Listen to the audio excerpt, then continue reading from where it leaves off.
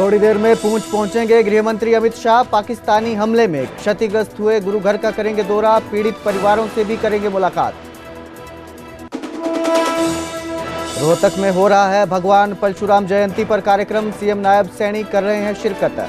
Cabinet मंत्री अरविंद शर्मा और BJP के प्रदेश अध्यक्ष मोहनलाल बडोली ने किया है आयोजन। करनाल में महाराणा जयंती कार्यक्रम में शामिल हुए सीएम नायब सैनी, कहा आतंकियों को मिट्टी में मिलाया, करनाल को मिली करोड़ों की सौगात। हरियाणा के सीएम नायब सैनी का अनोखा अंदाज, करनाल के गांव के पास अचानक रोका अपना काफिला, सड़क किनारे लोगों से की गुफ्तगू।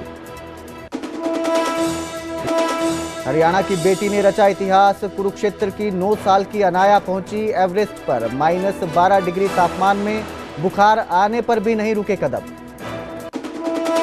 हांसी में व्यापारी से मांगी 50 लाख की रंगदारी, पैसे न मिलने पर अंजाम भुगतने की दी धमकी, सीसीटीवी में कैद हुई घटना। फरीदाबाद की नीमका जेल में विचाराधीन कैदी की मौत, परिवार जेल प्रशासन पर लगाए गंभीर आरोप। हरियाणा रोडवेज में कर्मचारी था मृतक कैदी। आईपीएल में आज मुल्लापुर स्टेडियम में गुजरात और मुंबई के बीच मुकाबला, मैच पर लटकी मौसम की तलवार, बारिश ने बिगाड़ा खेल तो प्लेऑफ या मैच ओवर कम करने का हो सकता है फैसला।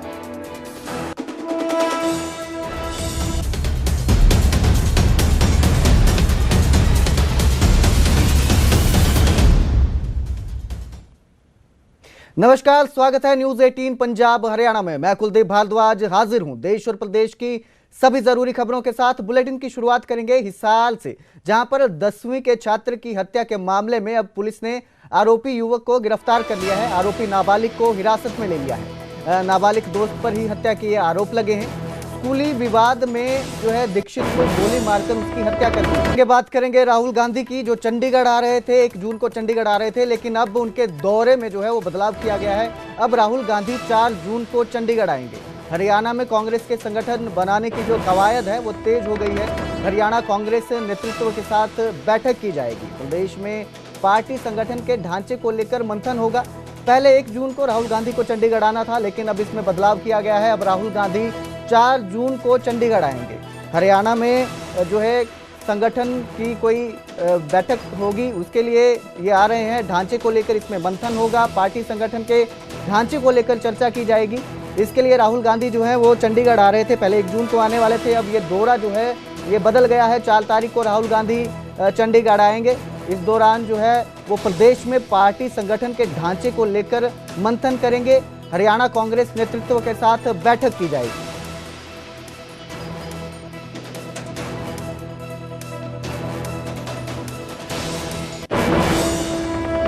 तो हरियाणा में कांग्रेस के संगठन बनाने की कवायद तेज हो गई है। इसके लिए राहुल गांधी 4 जून को चंडीगढ़ पहुंच रहे हैं, जहां वो कांग्रेस के सीनियर नेताओं से चर्चा करेंगे। लेकिन राहुल गांधी के चंडीगढ़ दौरे से पहले बीजेपी हमलावर हो गई। बीजेपी प्रदेश अध्यक्ष मोहनलाल बडोली और मंत्री कृष्ण बेदी ने कहा कि हरियाणा में कांग्रेस का संगठन बनाना मुमकिन नहीं है।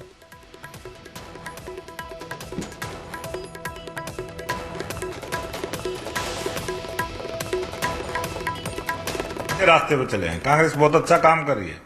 कांग्रेस से मुक्त भारत तभी होगा जब कांग्रेस ऐसे ही काम करेगी। राहुल गांधी को खुद चंडीगढ़ आना पड़ रहा है और सारे नेताओं के साथ बैठक करनी पड़ रही है, आप कैसे देखते हैं? अरे वो कहीं भी चले जाए, वो कुछ है ही नहीं।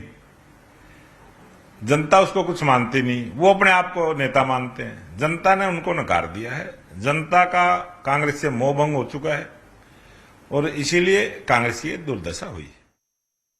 सरकार का नेता नेतृत्व के होते हुए कांग्रेस कैसे उभर सकती है? और ये राहुल गांधी जो प्रयास कर रहे हैं असफल प्रयास होंगे, मैं आज लिख के दे सकता हूं आपको। हरियाणा में संगठन नहीं बना पाएगी कांग्रेस। आप 21 जिलों में 21 केंद्रीय नेता को बिठा दिया आपने।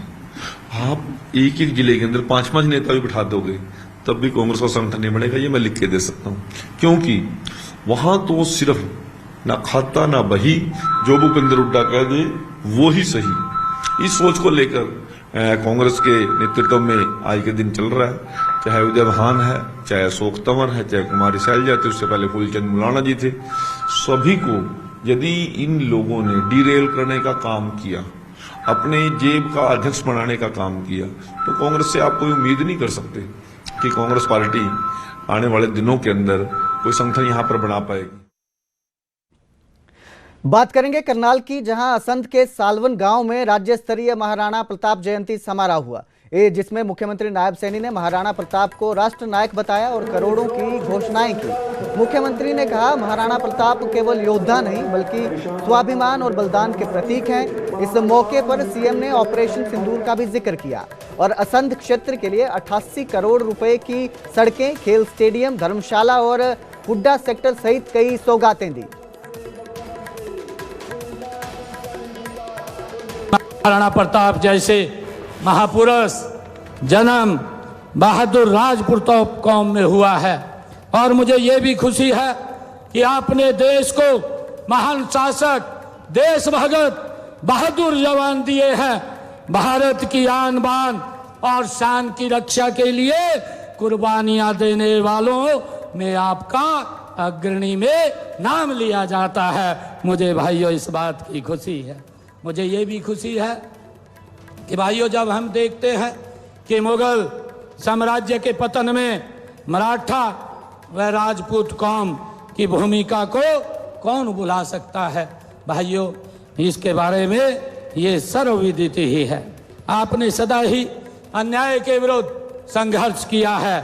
राष्ट्र के मान सम्मान और स्वाभिमान की रक्षा के लिए बड़ी बड़ी चुनौतियों की भाइयों बड़ी बड़ी कुर्बानियां भी आपने। आगे बढ़ेंगे, बात करेंगे हांसी की, जहां पर व्यापारी से 50 लाख रुपए की रंगदारी मांगी गई है। शोरूम में घुसकर बदमाश ने रंगदारी की मांग की है। कपड़ा शोरूम संचालक से 50 लाख रुपए मांगे गए हैं। सीसीटीवी में ये पूरी वारदात जो है वो कैद हुई है, ये घटना कैद हुई है। सीसीटीवी में बाइक पर 2 संदिग्ध आए दिखाई दिए। सीसीटीवी कैमरे की जो फुटेज है उसे पुलिस खंगाल रही है।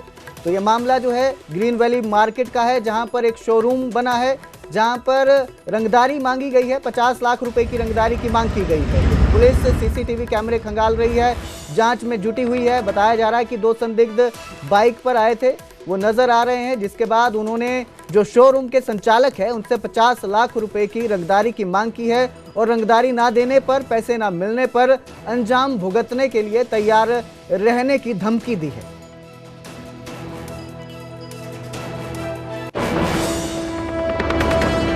आए थे जी। अच्छा। काउंटर के पास आया, बोला क्या चीज है, क्या रखते हो। तो इन्होंने पूछा भी क्या देखना, आपको दिखा देते हैं। अच्छा। उसके बाद फिर वो बाहर तक गया। दूसरा बंदा जो बाइक स्टार्ट करके खड़ा था उसको आवाज आ रहा था, फोन दे दे, फोन दे दे। अच्छा। गेट के पास गया, उसने जेब से पर्ची निकाली, फेंक दी। बोल के गया भी 10 बजे तक 50 लाख दे देना, नहीं तो तुम देख लेना और मजाक नहीं लेना मुझको। तो उधर फरीदाबाद की निमका जेल में बंद एक विचाराधीन कैदी की संदिग्ध हालत में मौत हो गई। 35 साल का सोहनपाल पलवल के गांव सूजवाड़ी का रहने वाला था और हरियाणा रोडवेज में क्लर्क के पद पर कार्यरत था। सोहनपाल का डीजल पर हेराफेरी करने के आरोप थे, जिसके चलते उसे 16 मई को जेल भेजा गया था। परिजनों के मुताबिक बीती शाम को वे उससे मिलने गए थे। तबीयत सामान्य थी, लेकिन सुबह जेल से फोन आया कि हालत बिगड़ गई। फरीदाबाद सिविल अस्पताल में इलाज के दौरान उसकी मौत हो गई। परिजनों ने जेल प्रशासन और स्वास्थ्य विभाग पर लापरवाही के गंभीर आरोप लगाए हैं। दावा किया गया है कि केस खत्म करवाने के लिए विभागीय अफसरों को लाखों रुपए की रिश्वत दी गई थी, फिर भी जेल भेजा गया। ये जी आज सुबह फ़ोन आया था तकरीबन 4 बजे के आसपास। पुलिस के किसी मुलाजिम ने, वहाँ पर जेल प्रशासन के मुलाजिम ने फ़ोन किया था कि आप आ जाइए बीके हॉस्पिटल, आपका बच्चा एक्सपायर हो गया। वो 16 मई को किसी झूठे मुकदमे में उसको अरेस्ट किया गया था। मुकदमा 1 साल से ट्रायल में था और उस केस में उनसे पैसे भी लिए गए थे। 11 लाख रुपए एक लिए थे, 2.5 लाख रुपए एक लिए थे कि भाई FIR नहीं होगी, और झूठे मुकदमे में उनको फंसाया गया। और कहीं ना कहीं जेल प्रशासन की मिली भगत से और नेग्लिजेंसी की वजह से उस बच्चे की डेथ हुई। अगर समय से उनको इलाज मिल जाता, हो सकता है वो बच्चा जिंदा होता। क्योंकि कल भी मिलने गए थे परिजन हमारे, तो बच्चे को हल्का सा फीवर था। आज जब सुबह मजिस्ट्रेट साहब से बात हुई तो उनका कहने का मतलब ये था कि उल्टी और दस्त की वजह से बच्चा एक्सपायर हो गया। 37 साल का खच्चा खट्टा बट्टा लूज मोशन से तो नहीं एक्सपायर हो सकता, कुछ तो रीज़न रहा होगा अंदर। वहाँ उसको लेटर को लेके डीडी काट के रोज़ नामचा रिपोर्ट लिख के और 196 की जो कार्रवाई होती है मजिस्ट्रेट कार्रवाई पूरी कार्रवाई करके यहाँ मजिस्ट्रेट साहब को दे दी। अभी मेडिकल होगा, मेडिकल के बाद जो भी तथ्य सामने आएंगे उसके हिसाब से कार्रवाई की जाएगी। अब बात करेंगे पंजाब के पटियाला की, जहां पर सिरसा जिले के डबवाली के एक परिवार के 3 सदस्यों की दर्दनाक मौत हो गई। हादसा वीरवार दोपहर करीब 2:30 बजे गांव बहादुरगढ़ के पास हुआ, जहां एक तेज रफ्तार वाहन ने उनकी गाड़ी को टक्कर मार दी। हादसे में डबवाली के व्यापारी पवन बब्बर, उनकी पत्नी कुसुमलता और बेटा सिद्धांत की मौके पर ही मौत हो गई। जानकारी मुताबिक परिवार 28 मई को चंडीगढ़ में बेटी के घर का मुहूर्त करवाने गया था और वापस डबवाली लौट रहा था। इसी दौरान लौटते समय हादसा हुआ। मृतक पवन बब्बर डबवाली की नई अनाज मंडी और शेरगढ़ के पास स्थित शेलर राइस मिल के संचालक थे।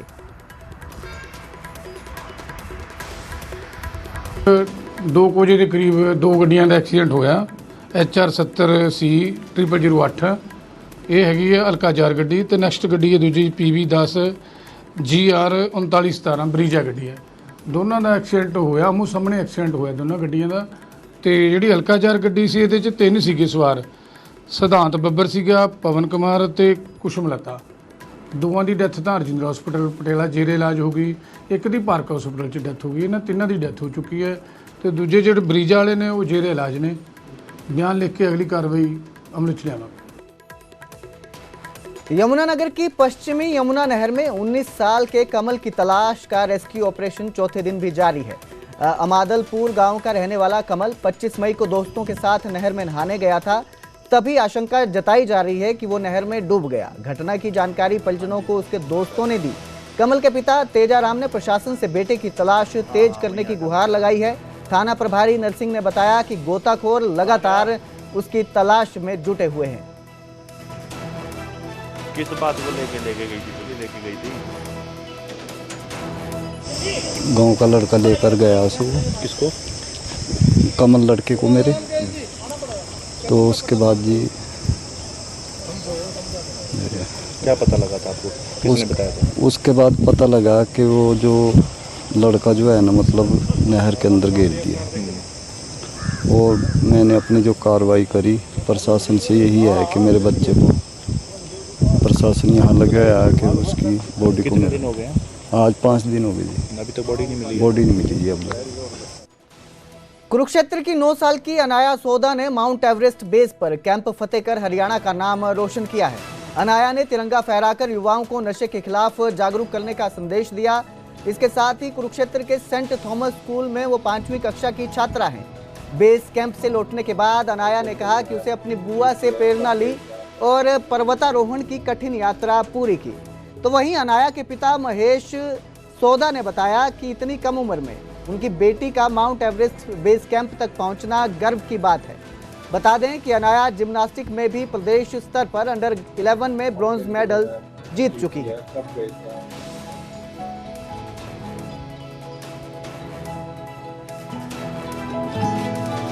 इसकी इंस्पायरेशन मेरे को मेरी बुआ से मिली एंड वो पहले माउंट एवरेस्ट क्लाइम कर चुके हैं।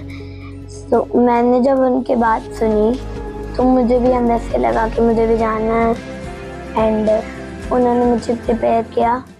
तो उनकी वजह से मैं जा पाई वहाँ पे बेस कैंप पे। हमने अपने ट्रैक शुरू किया था 3 मई को एंड हम 18 डेज लगे थे हमें बेस कैंप पहुँचने में एंड बीच में हम काफ़ी जगह रुके भी थे रात को। इधर काफ़ी अच्छा था एंड मज़ा आया बहुत। कितने लोग थे? हम 4 लोग थे, मेरे भाई, मेरी बुआ, मेरे फूफू एंड मैं। बहादुरगढ़ के पहलवानों ने फिर कमाल किया है। एशियन चैंपियनशिप के लिए 5 पहलवानों का चयन हुआ है। 3 पहलवान ग्रीको रोमन और 2 फ्री स्टाइल में पदक लाएंगे। सब जूनियर नेशनल में भी 3 पहलवानों ने गोल्ड जीता है। गोल्ड मेडल के साथ मिला कैडेट एशिया चैंपियनशिप का टिकट। सुमित और उमेश पहलवान अंडर 23 एशिया चैंपियनशिप में भाग लेंगे। हिंद केसरी सोनू अखाड़े में सभी पहलवान जो हैं वो तैयारी कर रहे हैं। तो बहादुरगढ़ के पहलवानों का फिर कमाल दिखाई दिया है। सब जो है एशियन चैंपियनशिप के लिए 5 पहलवानों का चयन हुआ है। 3 पहलवान ग्रीको रोमन और 2 फ्री स्टाइल में पदक लाएंगे। सब जूनियर नेशनल में 3 पहलवानों ने गोल्ड जीता है। गोल्ड मेडल के साथ उन्हें कैडेट एशिया चैंपियनशिप का टिकट मिला है। सुमित और उमेश पहलवान अंडर 23 एशिया चैंपियनशिप में भाग लेंगे। हिंद केसरी सोनू अखाड़े में सभी पहलवानों की तैयारी चल रही है, तैयारी कर रहे हैं।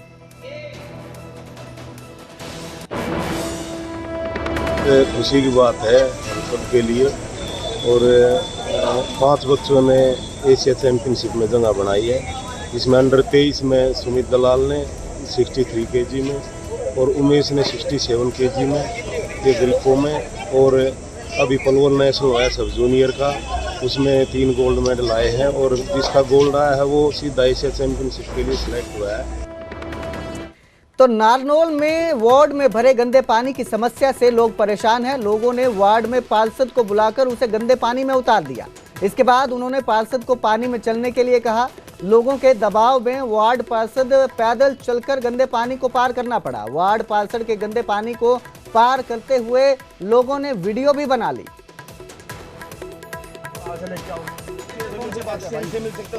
भाई साहब आपको करवाना पड़ेगा ये काम, कैसे करवाओ, चाहे आप अपनी आमदनी से करवाओ, चाहे बाहर से लेके आओ। नई कॉलोनी जमालपुर से एक बलराम नाम का लड़का और उनके साथ एक भाई और था, वो मेरे घर पे आए। पहले तो उन्होंने फ़ोन करा, मेरी थोड़ी तबीयत सही नहीं थी तो मैं सो रहा था। फिर मैंने रिटर्न फ़ोन किया उनके पास, तो बोले हम घर पे आ रहे हैं। मैं बोला आ जाओ। तो घर पे आने के बाद उन्होंने तो कुछ नहीं, बोलो कपड़े पहनो चलो हमारे साथ। मैं बोलो क्या बात होगी? तो बोलो ऐसे ऐसे हमारी गली के अंदर 3 साल से या 4 साल से काफ़ी टाइम से काम किया। हमने माओवादियों को उनके किया की सजा देनी शुरू की। हम युवाओं को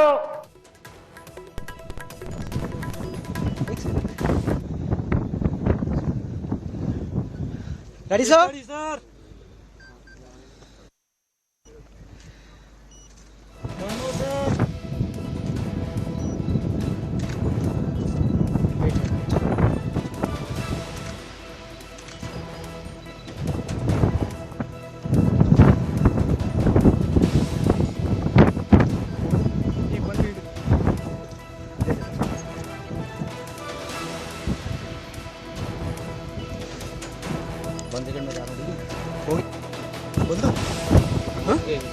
थैंक यू सर। तो राजनाथ सिंह जो हैं आईएनएस विक्रांत पर पहुंचे हैं। ऑपरेशन सिंदूर के बाद राजनाथ सिंह लगातार जो हैं भारत के सैन्य अधिकारियों से, सेना से मुलाकात कर रहे हैं। इसी दौरे के चलते आज वो आईएनएस विक्रांत पर पहुंचे हैं, जहां पर उन्होंने नेवी के अधिकारियों से मुलाकात की। उनके साथ जो है राजनाथ सिंह दिखाई दे रहे हैं। आईएनएस विक्रांत पर राजनाथ सिंह रक्षा मंत्री पहुंचे हैं। तो राजनाथ सिंह रक्षा मंत्री जो हैं लगातार ऑपरेशन सिंदूर के बाद सेना के पराक्रम की तारीफ कर रहे हैं, बधाई दे रहे हैं, हौसला अफजाई कर रहे हैं। और इसी दौरान वो गोवा में तैनात आईएनएस विक्रांत पर पहुंचे हैं, जहां पर उन्होंने जो नौसेना है हमारी, उनके अधिकारियों से, हमारे जवानों से मुलाकात की। तो राजनाथ सिंह आईएनएस विक्रांत पर ऑपरेशन सिंदूर के बाद लगातार जो है रक्षा मंत्री हमारे जवानों से मुलाकात कर रहे हैं। इस दौरान वो थल सेना, वायुसेना और नौसेना के अधिकारियों के साथ, उनके जो जवान हैं उनके साथ मुलाकात कर रहे हैं। इसी सिलसिले के दौरान आज वो गोवा में तैनात आईएनएस विक्रांत पर पहुंचे हैं। आईएनएस विक्रांत पर उन्होंने जो नौसैनिक हैं हमारे, उनसे मुलाकात की। रक्षा मंत्री राजनाथ सिंह उनके हौसले को बढ़ाया, ऑपरेशन सिंदूर को लेकर तारीफ की, सेना की कार्रवाई की तारीफ की।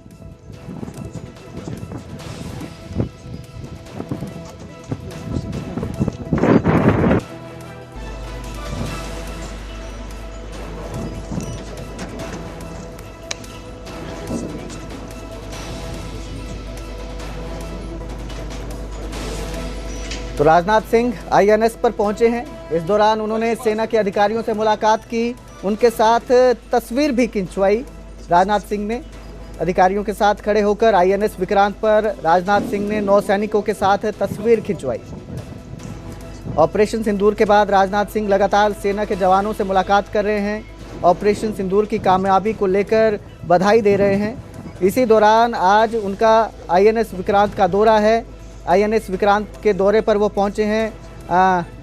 जो INS विक्रांत है उसके दौरे पर उन्होंने नौसैनिकों से मुलाकात की, उनके साथ फोटो खिंचवाया।